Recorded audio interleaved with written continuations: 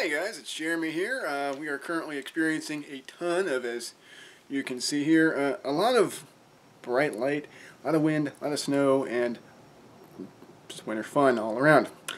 So I've been kind of, not snowed in, but kind of just been in playing some games.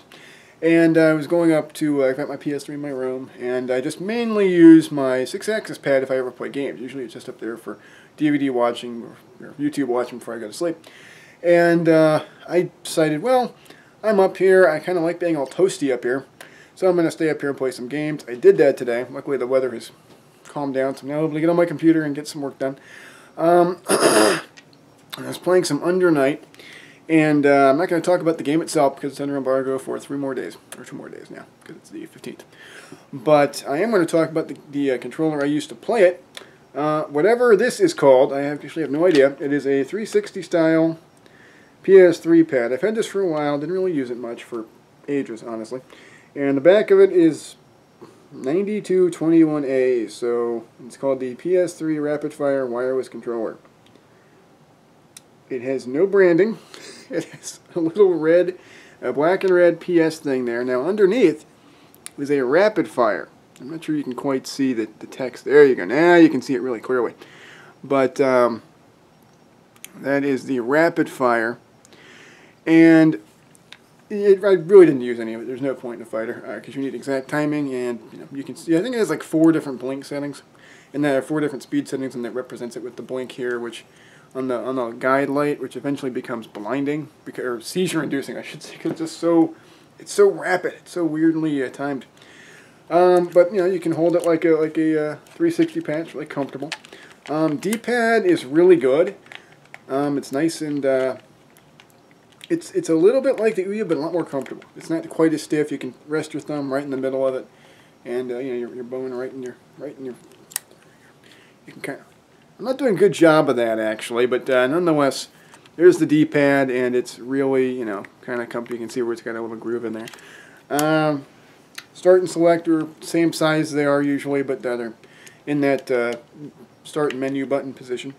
It's got the offset sticks and the 360 style sticks with the little nubs on there. I don't know if you can use the 360 covers that I have, like the grippets. It's got bumpers. The bumpers, honestly, are about on par with the 360s. Definitely above the Xbox One pads. I just don't like the bumpers. They're big and bulky, and they look very comfortable, but they're not, because you can only hit them from like a couple different angles. Whereas these, you can hit them from here. You can hit them on top. You can hit them on the side. You've got, you can hit them on the back, the front. You got a lot more angles. Whereas the Xbox One, you need to be dead on, and you can only have your hands one way. And I like to switch hand positions during a game depending on if that game relies on bumpers or triggers more or what have you. Now the triggers on here are a little, they're cheap feeling. I mean, there's no resistance to them.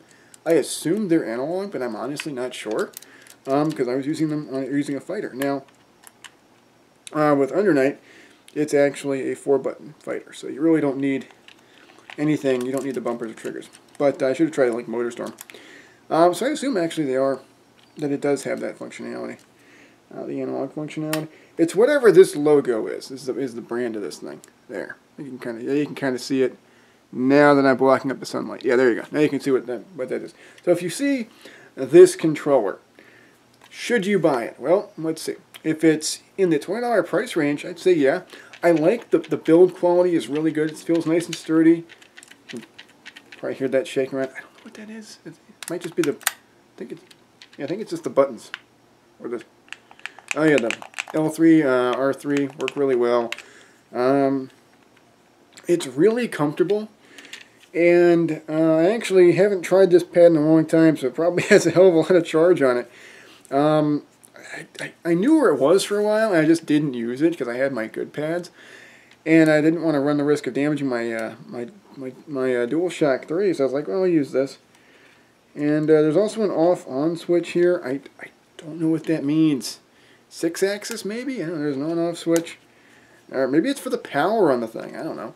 Let me try that actually, because I've got the PS3 turned on, and it's not doing anything because it's in the off switch, so let's turn it on. And now it works, so yeah, that's kind of cool. This thing might not have worked because I had it in the off position for years. hadn't thought about that. That's kind of funny. I actually assume since it's Bluetooth, you can probably use it on your PC too. Good pad actually for that. If it shows up as like a 360 pad, it's damn near perfect for that actually. You know, it's cheap, and I might try that later. Come think of it.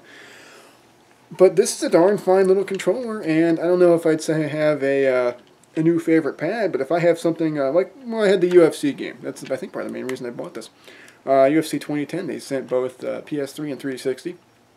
Didn't like the PS3 pad on it, but I liked the 360 pad. And actually, it kind of works out now for the new UFC games, where I thought for sure that based on the demo, I wouldn't like the Xbox One pad as much. However, I'm just trying to clean this off because it's piano black. It gets fingerprinty really quickly. But anyway, like with the UFC, I actually went through a DualShock 4 because of that game.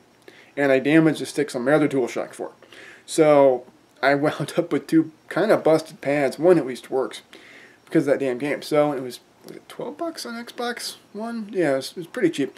I decided to buy that because I had tons of money left over in Bing credits. So I was like, well, this is basically costing me nothing. So that was kind of cool.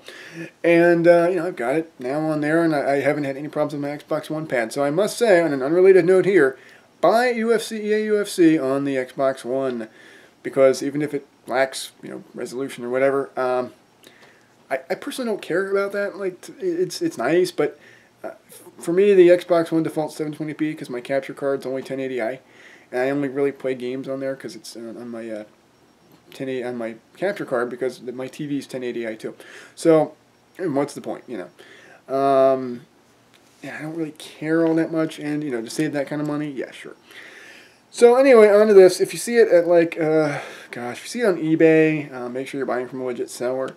If you see it at a place like Second & Charles, sells all kinds of weird third-party PS3 pads, they probably would sell this. Or if you see it used at GameStop, buy it. You know, it's a very good pad, especially if you want to play shooters. Now, some don't allow you to rebind. That's a kind of a pain in the ass. I do believe Advanced Warfare does, because I tried when I was covering that for Game Over. I rented the PS3 version because they didn't have Xbox One.